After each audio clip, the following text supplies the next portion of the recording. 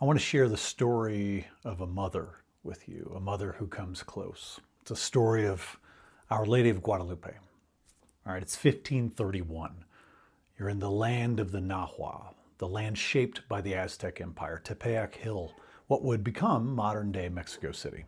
A man, an ordinary man named Juan Diego, walks along a path. He's heading to a sacred gathering, a mass, of a faith that was new to his people, a faith introduced in a foreign language from foreign lands by people with foreign skin and foreign stories.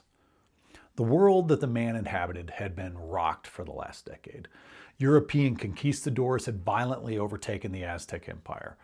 The world that once felt stable and enduring was disappearing right before them. Their institutions, their culture, their very identity is being changed and reshaped in this moment. It's a society losing its footing, a culture being shattered. Ordinary people like Juan, confused, grieving, searching in a haze of fear. And then something breaks through. And it isn't another conquering force. It isn't some strong leader. It isn't an army or a hero. It's a woman. And first she appears as a vision to Juan, filled with love and tenderness, a radiant woman. She calls to him by name in his native tongue. Juanito, my little son, she says. She instructs him to get the bishop to build a church right there on that very hill where they were standing. Juan Diego is overwhelmed and moved. He tries the bishop, but the authority denies him. He's resolved, though, and so he tries the bishop again, and he's denied once more.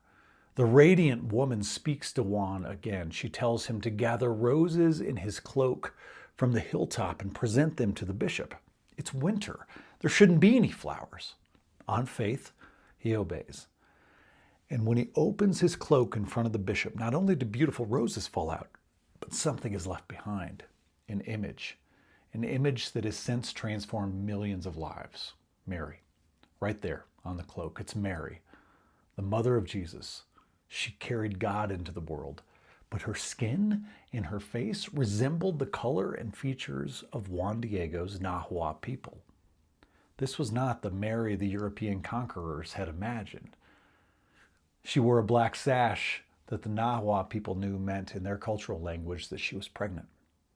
She seemed to be of the sun radiating. This image was somehow connected to the ancient sun-centered deity of their people's ancient stories. She is elevated, transcending earthly fears, wrapped in a cosmic cloak with stars pointing the way towards some great truth. She radiated in a language Juan Diego and his people knew in their bones. She bridged the symbols of this frightening new time and the stories of old in a way that brought comfort and peace. She was not of this empire or that empire. She was not a warrior or a power broker. She was not a conqueror. She was a mother. And Juan Diego and his people knew the love of a mother. The legend of Our Lady of Guadalupe is well known in Mexico and beyond. She is the patron saint of Mexico, and she is a symbol you can find nearly everywhere in the area, on walls, on candles, in homes, on shrines, and in the hearts of the people. But this is not just a story from 500 years ago. This matters today. We need a presence like this in our life today.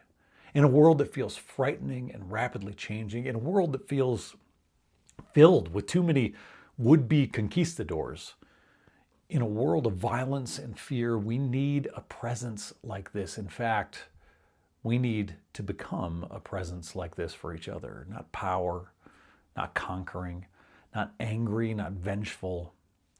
Our Lady of Guadalupe, Mary, the radiant woman, the cosmic mother, she gently delivers God to us amidst a war-torn world. She softly connects us to the depths of the universe. She peacefully brings us the warmth of the sun. She does not ride a stallion or a chariot. She does not sharpen her weapon. She does not prepare for a fight. She is present. She knows us. She is of us. She speaks our language. She is familiar. She is present. She is love. She is a mother.